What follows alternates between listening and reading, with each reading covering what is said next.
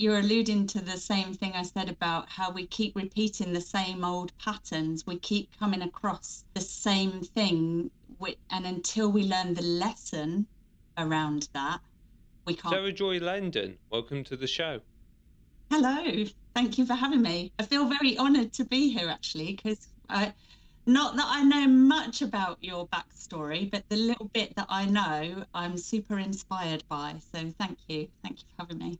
Let's get well. You've opened this box, though. We actually know each other from person, but not the first person I've had on this show like that. So before we get into your coaching, you originally started out in the dental industry as a nurse. What led you to go from that to becoming a coach? What's the backstory behind that? I started out many, many years ago as a dental nurse, and then I trained to be a dental hygienist and therapist. That was actually 20 years ago now that I completed that training. And my journey through dentistry has led me to realize a lot of things about myself alongside my life journey.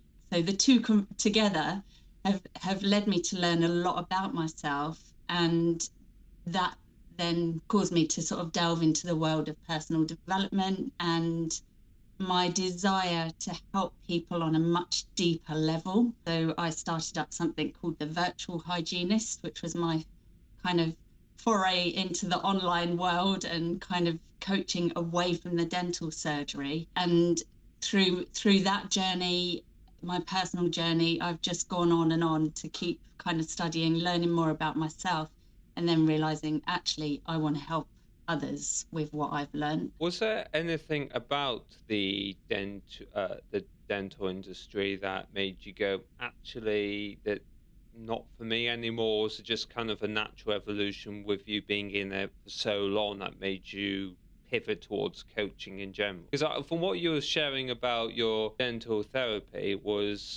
virtual therapy was, I can see the seeds in your story where it's foreshadowing. That's what I'm looking for. It's more like foreshadowing to what you would become. You started off in that, then you transitioned into coaching. But was there anything prior which made you go, nah, bye? Yes, it was. I guess it was not dentistry per se, but that combined with my personal life.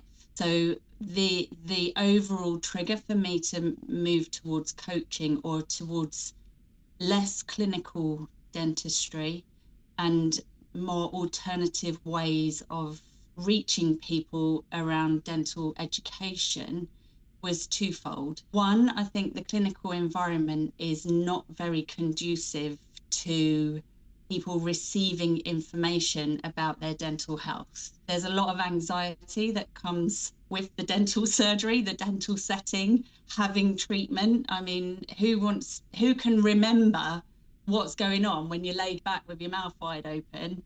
And it's not very easy, is it? And I just felt like there was a better way for people to learn about preventing dental disease. So that's where the virtual hygienist came about, because I would spend a lot of time educating people in the dental environment, but then that ate into my clinical time with people.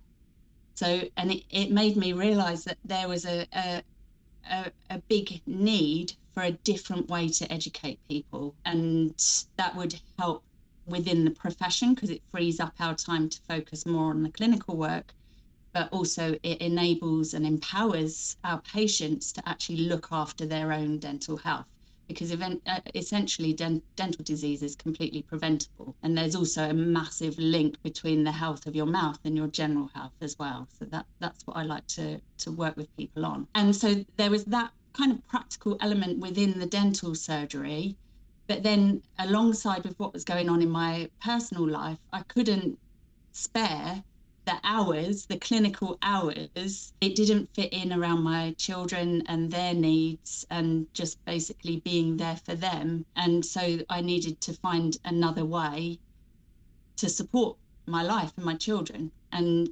fundamentally, my own personal growth and my then moving into coaching as well, it is my children that are the driver.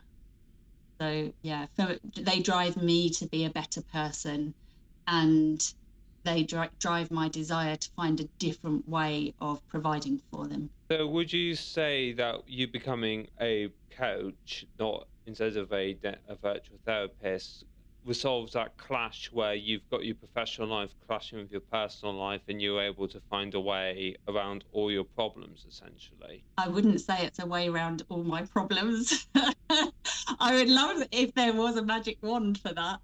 But yes, it is much easier for me to fit the coaching in around, because essentially I design it around my own life.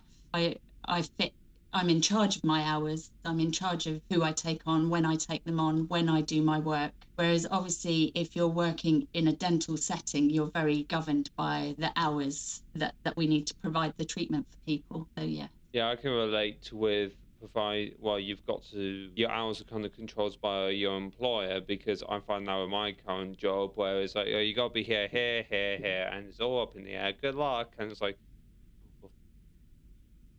so yeah, I understand that. Oh, finally, I've got 5 minutes to myself. I can actually plan my life around my professional. So when it comes to your actual coaching, what do you coach people through? Because I found, well, from the bit I've had from you and from what I've been able to research, you focus mostly on sensitive people, and you yourself describe yourself as a sensitive person. Why did you decide to help those who, clone's not the right words, but basically have the same needs to you? Do you feel like a duty or an obligation to help people like yourself with sensitive needs, or was it just close to home where you could relate a lot more to the people you help? I think it's the primary driver is I know what it feels like to be highly sensitive, and I know what it feels like for that to have been seen as a problem throughout my life. So ever since a early age, it's always been, oh well, you're just too sensitive, and then and things happen, and you end up internalizing it and thinking that it's your fault. And it's only through the realization that actually it's not my fault. I am highly sensitive, yes, but that is actually a gift. And that enables me to actually take people on healing journeys to see what their underlying like root cause problems are, and actually deal with those rather than just the surface level stuff. So typically coaching is very forward thinking, and we're always focused on looking forward and creating a life that is much more palatable for us, enjoyable for us. But I combine that coaching side with looking back at what our limiting beliefs are, what all these things are that our beliefs about ourselves that were formed in childhood, that have then informed all our decisions going forward. So I have a strong belief that if we don't address those beliefs about ourselves, then it's very difficult for us to move forward. And we might know the action steps. We might have a coach who's maybe mentoring us through that. But unless we deal with those blocks that are blocking us from moving forward, it's very difficult to take the action steps that we need. So yeah, your original question was about why I work with highly sensitive people. I don't want anybody else to feel what I felt. I want to enable them to see that they have a superpower, and it's not something that is their fault or that should be used against them. Two things. Firstly, have you ever heard the saying that the hero and the villain both have the same story? However, the difference is how they use their pain. So the hero says, the world hurt me, so I won't let it hurt anyone else. And the villain says, the world hurt me, now I know my pain. You sound like the first one with the hero. It's like, I'm a sensitive person, I've gone through this, so I'm not going to let anyone else go through the same stuff who's also a sensitive person. Yeah. And the second thing is, your work sounds a lot like shadow work, where for those who don't know, shadow work is basically, as Sarah's just described, where you go back and you dig up the limiting beliefs and I don't like the term heal, but you resolve this problem so you can move forward. And I think that's kind of the advantage to a coach, where coaches, what I've learned is therapists look back and coaches move forward. As someone who's done both, what would you say is the most beneficial to people, and which one sounds the nicest? Well, from personal experience, I have had a lot of counselling in the past, and whilst it was useful to get stuff off of my chest and like not be carrying it around for the week, let's say, for me it never helped me move forward. I just felt like I was firefighting all the time and reliving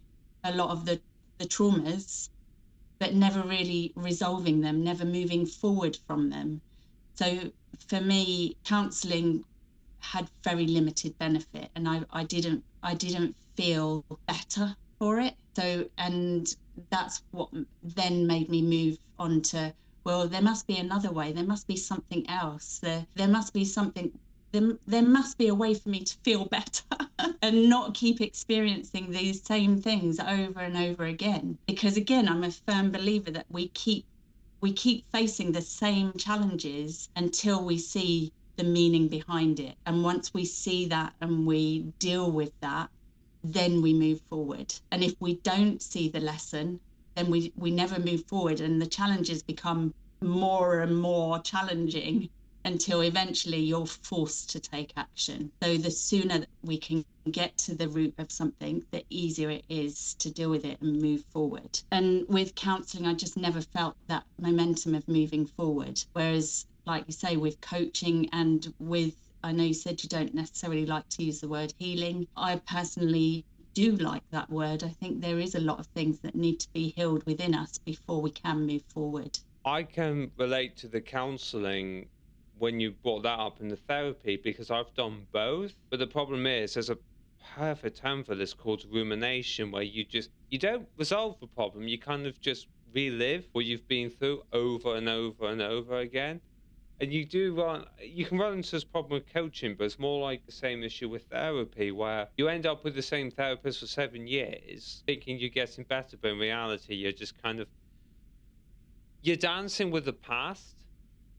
You know what I mean? You're not married in a weird way. You're kind of the best way I can describe it is, it's like a couple dancing, but your partner's your past trauma. It's not who you are, your future. So I think that's where you kind of run into a bit of a problem with that kind of stuff. But what I've always got on with coaches is for two reasons. I prefer coaches for two reasons. Number one, they all quite literally come in all different shapes and sizes and flavors. So I've had a life coach, I've had a PT who've both been on the show. I had that one session with you, I've had a few life coaches. I'm not going to get into what I've currently got, but I've got a different kind of coach. But a therapist and counselor kind of fall into one or two categories, except one needs a degree and one doesn't. Well, I think both do, but with the healing, what transformations in other people have you seen through resolving, or in your case, healing their past and helping them move forward? Yeah, it's interesting because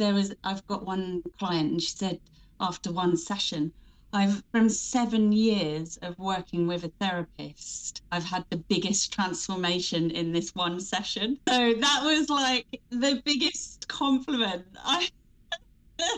Like, it's made me hot just thinking about it, because it was like so nice to hear that. Well, not nice because I felt bad that she'd had that experience, and perhaps, delving in through the therapy had been useful for her and enabled her to move forward in the coaching session. But yeah, that was amazing. But in terms of what people come to me for, it can be very, very varied. But usually it's around feelings, it's around what we're feeling in our day-to-day life, and then how that is kind of presenting in our physical world. So our internal feelings are most likely around feeling not good enough, feeling like we can't trust ourselves, so we have a lot of self-doubt, and it's showing up in our day-to-day life in the way that we interact with other people.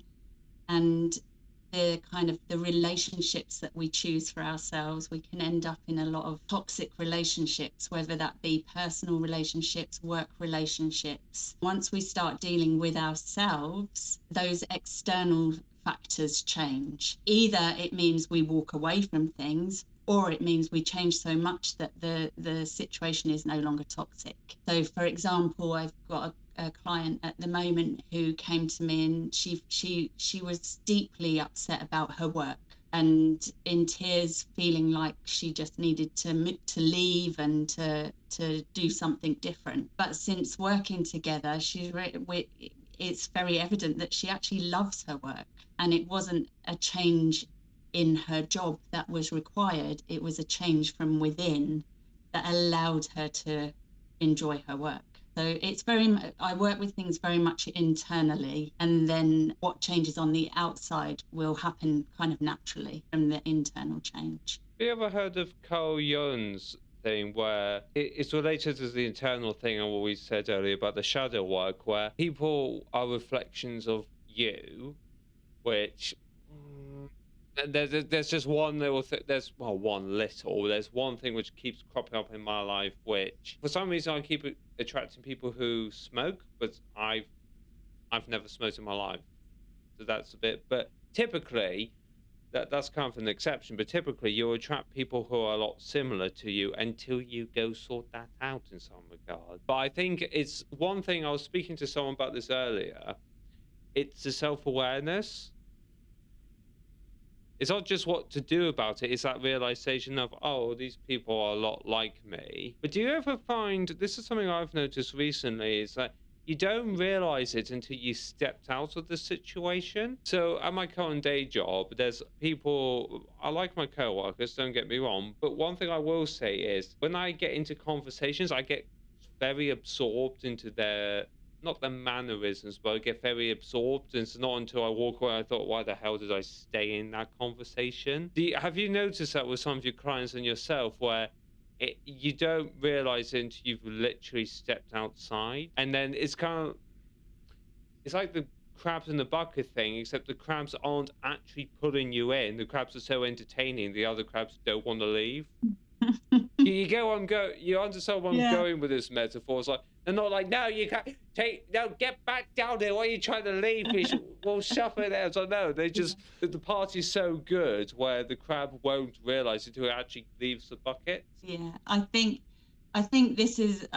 you're alluding to the same thing I said about how we keep repeating the same old patterns. We keep coming across the same thing, and until we learn the lesson around that, we can't move forward. And I always think of it as a bit like a spiral. So ideally, we want to be going, this is life, let's say.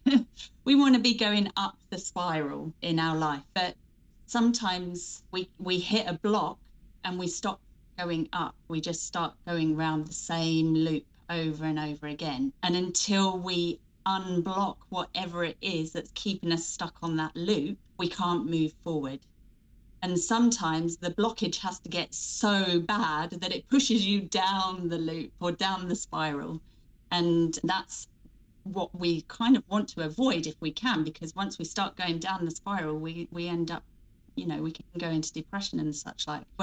Or if we feel like we can't move forward, we just feel bad about ourselves, and then that exacerbates everything. Whereas if we can get very skilled at spotting what the blocks are, spotting that actually I don't enjoy this party, I don't enjoy this conversation, noticing that, and then having the tools to be able to leave it before it becomes damaging to you. That's the skill, because we're always going to come across blockages. We're never going to get to the very top. As soon as we want to go outside of our comfort zone again, we hit the same old blockages, the new thing to learn until we can start traveling back up again. So that's how I see it. Yeah, the way it cropped in my mind, what you said about the spiral, but we keep going around the same loop. It's like Dante's Inferno, but instead of going down, you just keep going round until going round. Oh no, it's like a maze you can't escape. Yes. You know what I mean? It's like if I chucked you into a hedge and said, right, find the exit, lock the door, good luck, and you're like, where the hell is it? Is it? No, I've been past this bush for 300. This is the 337th time I've been past this thing. I know, I swear it's the 400. Where the hell? Yeah, but no, and then I get where you go with this. The spiral or the maze gets so bad. You're like, oh, right, time to bring out the chainsaw to cut down the hedges. But I think what I'm trying to go with this is obviously the tools are important. Two questions. A, how do people find the tools that they need? And B, how can they incorporate the tools where it doesn't feel overwhelming? Because this is kind of something I've learned by proxy of doing the show and my other bits, where you don't want the challenge to be so demanding. People go, oh, what am I doing here? I mean, like when I finished, great example of me, the reason I never got to this point in life was I had the goal to become a massive hit musician. And the first thing in my mind was, oh, how the hell are you going to get anywhere with this? And keeping in mind, straight out of uni, I was a completely different person. But you want the challenges, what I'm going with this is you want the challenges to be challenging, you're growing, but also challenging, like, what is this? So it's, how do you recognize the tools and how do you recognize the challenges which ain't so demanding where it keeps you in a spiral, but it's challenging enough where you can work through it to get past the spiral? And how do you, well, here's a third question. How do you recognize it's the correct challenge for you to tackle in this moment in time? Because no matter what you want, there's so many challenges, you could tackle them all, but let's be honest, some are going to be easier than others. Like the low-hanging fruit of your personal development. Yeah. And sometimes you might be able to just pick that low-hanging fruit, get rid of a few, and so that it's all a bit less overwhelming. And then when either things get so bad that you've got to tackle the big thing because you're almost forced to, or you know it's there and you've got the capacity to deal with it. But unfortunately, for a lot of people, it gets to the point where it's so big and so loud in your life that you're kind of forced to deal with it. And, that can show up in many different ways. It might be literally a physical thing within your body, physical illness, tension, chronic illnesses, migraines, backaches, all of those sort of things. Or it could be just what's going on around you, like in your physical world. And I don't think that we can clean up our physical world and move towards what we want in life unless we clean up what's going on within us. And, if you think about manifesting, the sooner that we can become aligned to who we are and feel the feelings of what it is that we want in our physical world, the quicker they're going to find us and come to us. In my personal experience, I find sometimes it's the external stuff that cleans up the inner world as well. So one of my heroes, Alex Hormozy, has said, do so much work where I'm paraphrasing it, but he's basically said, do so much work that you're forced to make an improvement. And I found out with the show, the more episodes I've done, okay, I'll admit the numbers aren't great.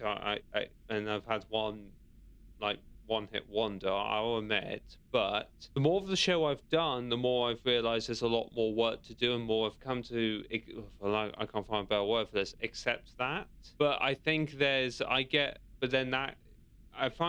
where I find my dynamic is I do external work, which reinforces I got to fix my internal world. I fix my internal world to do more external stuff. It's kind of like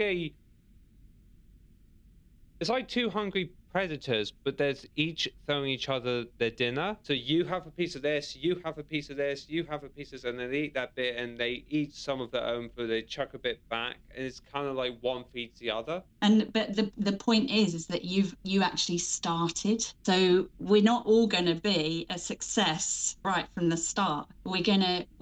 There's so much that we need to learn along the way. And when you start, there'll be things that you need to learn, I don't know, about the tech. For me, it was a lot of learning about tech. And then as you go through, you just learn a little bit more and you face another little demon within you. So when I started out, I didn't have a Facebook account. I'd never posted on Facebook before.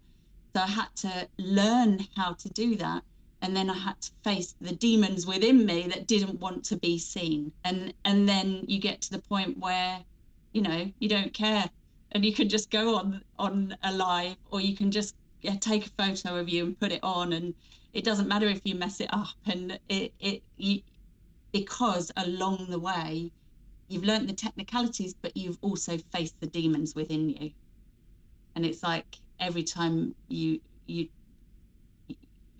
every time you take the action towards what you want, the more the demons show up, and you can tackle them. The expression I've heard is "slay the dragons," which I don't like because I really like dragons. It's like, Yeah. oh, it's like you must kill the dragons, but I like them. They're big, they're cool, they breathe fire or some ice, and well, I'm getting away from technicals. So, with your understanding of that, we must face our demons, dragons, or whatever flavor of monster people prefer. How do you assist your clients with facing their own demons, or what have been some of the more interesting demons you've helped them face? So what I mean by that, it's not like the stereotypical fear of success thing of relationships, because let's be honest, they're quite common. But what's been some of your more interesting ones that you've worked with people on? Oh, that's a good question. I think a lot of our demons are quite similar. The root cause, anyway. Yeah. I don't know if I've got an answer for you on that one. Oh, that's a first. Wait, no, actually, that's not a first, but no, I did go, okay, that's That was a good question, because I completely like don't know the answer. a horrible one for me because I don't know. No, I'm like, oh, okay.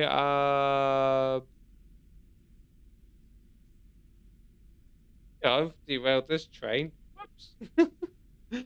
Oh, sorry, Thomas. I knocked you off the rails again. Oh dear. I know it's one of those where I really need to think about it, and I don't know. I can't think of one off the top of my head. I know that part of your work is working one-on-one and in group sessions. So when we met up, we had that. What it was like two others. Unfortunately forget their names. Whoops. For that coffee session. What do you find most effective, the one-on-one sessions and the group sessions, and how do they differ? Because I've worked with other people who do both, but I've never asked the question of what's the dynamics and how are they different from if you were to pick one or the other. The one that you came along to was more like a little taster, just to see, for people that are new to coaching and maybe not experienced that before, because it can be quite a daunting thing. And also we hear about coaches, but as you said at the beginning, there are so many different styles. How do you possibly pick? So yeah, that was them, more like little tasters for people. The work that I most like to do is the work that I find most transformative is one-to-one, because I tend to, like I said, combine the coaching with the healing, and those healing journeys are very specific. They're like intuitive to the person, and we just go on the journey together and see what comes up. Whereas group sessions are good for more educating and going through coaching tools rather than working on more of the healing stuff. And group sessions can be really useful because you can kind of bounce off each other, and it's sometimes nice to know that you're not alone, that you're not the only person suffering with whatever's going on for you, and that there's a lot of benefit to being in community and that connection that you can feel. And that's like why I like to combine the group sessions with walk and talk as well, because it's nice to get out, move your body, let it all flow through a little bit, and have that connection with other people. Suppose as well, because I hear this all the time. The advantage of one-on-one settings is that you can tailor it to the person. But one thing that you've just popped into my head, which I never realized, the advantage with any group setting is that you can cover more people in one go. Because I take a classroom, for example, it's a lot. You've got to teach a year group of, I think there's like 100 students per year group in the UK now, or it's something ridiculous. But but in that context, you cover more people, so you can teach the same thing to a load of people, or a public speaking event or like a talk is a much better example. So in April of 2024, I went. No, actually, it was March. I went to see Stephen Bartlett, the guy on Dragon's Den, give a talk, and went to Liverpool, went to the theatre, and he could just give the same speech to, I think there was about 100 of us there, something like that. Basically, we were packed. So I think you've got the advantage there, but I think with the and also with the group setting, you can bounce off ideas off each other as well. I didn't quite Yeah, consider that yeah. one. It depends what you're looking for. And I think the group sessions are, I consider them to be, especially the walk and talk group sessions, combine them with like arts and crafts as well.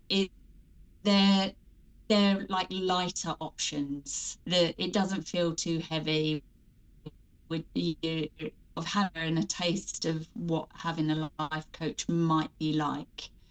Whereas if you really want to make progress and move forward, then I think the one-to-one sessions are super helpful, and just they're very specific to who you are.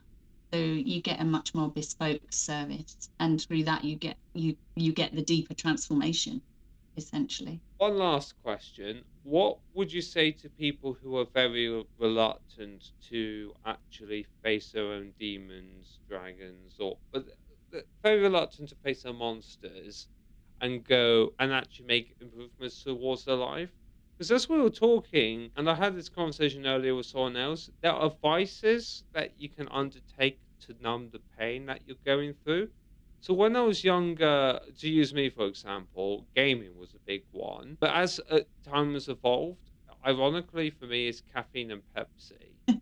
Yeah, it's a bit of like like the caffeine one kind of makes sense, but the Pepsi, oh, funny enough, that's got caffeine in it. So fun fact for anyone at home. So but Coke, funny enough, but we've all got those vices, and I see it with people in that, especially my work setting. Is I don't like the term suffering because some people do suffer because of volition. That was definitely my case with the gaming. Was I was a complete mess, but I wasn't doing anything really to get out of it, so that the suffering was on me. But how do you get people to go, no, you sit watching Netflix or you going out drinking every weekend is not going to help you in the slightest. Stop doing that. You need to go face your monsters. But it's like that crab example I said earlier, where the party's so good, or like the suppressants, like with me, is the caffeine, the Pepsi at the moment, and the stuff in the past is so good that you don't want to leave it. How do you?